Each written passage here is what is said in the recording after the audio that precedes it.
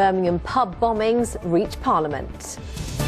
Good evening. Demands for a judge-led inquiry into the Birmingham pub bombings reached Parliament today. One Labour MP rejected the government's proposal for the explosions to instead be investigated by a commission set up to look into the deaths connected with the troubles in Northern Ireland. Liam Byrne said it would not deliver the truth, a view echoed by the victims' families. Our political reporter Lewis Warner is near the memorial to the 21 killed in 1974. Lewis, what was said today? Well, the government's plan is to have this commission look into the bombings. Of course, it's there to look into deaths connected to the troubles in Northern Ireland. Of course, the bombs are widely believed to have been orchestrated by the Provisional IRA, but many think that is completely inadequate. The families say it won't be able to get to the truth in what happened and isn't fit for purpose. Now, Friday will mark 51 years since the explosions at the Mulberry Bush and the tavern in the town, killing those 21 and injuring 220. Now, families have long campaigned for a public inquiry into the bombings to find out what the government knew at the time and ask why there hasn't been any successful prosecutions. But in October, the government said that wouldn't happen. Instead, it would go down the route of this commission, which it says has already successfully investigated more than 100 Troubles-related cases. And today at Prime Minister's Questions, the Prime Minister was asked to meet with families to hear their concerns. The families do not believe that the approach set out by the government will discover the truth and that only a public inquiry will do.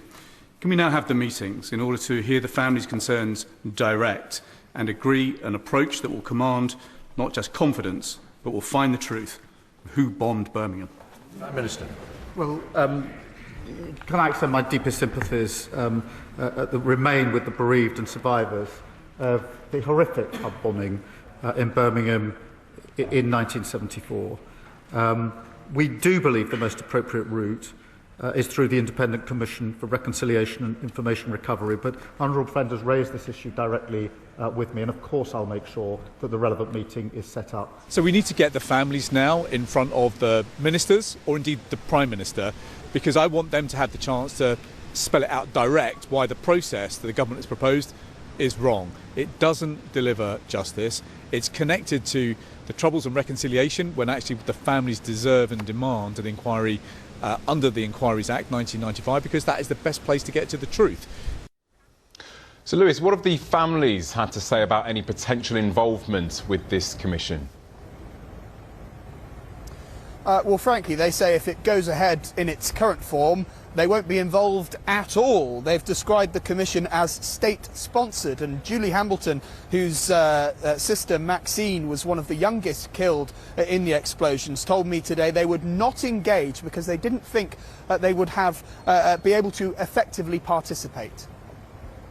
We have no intention whatsoever of participating in the Obscene Legacy Commission. It doesn't, and it won't allow us to compel witnesses to give evidence. And even if they were to find witnesses to come forward, there's no perjury. So they could tell their perception of their truth, but not necessarily the truth. And that is a huge issue.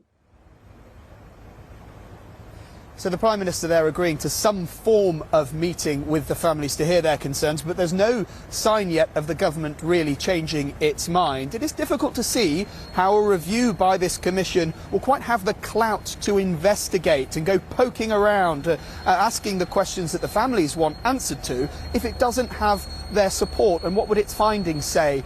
They would potentially not be welcomed by the families either. And we know for the last 51 years those have been campaigning to get some form of justice for all of that time, and it sounds like they're not going to stop yet. OK, Lewis in Birmingham City Centre, thank you very much.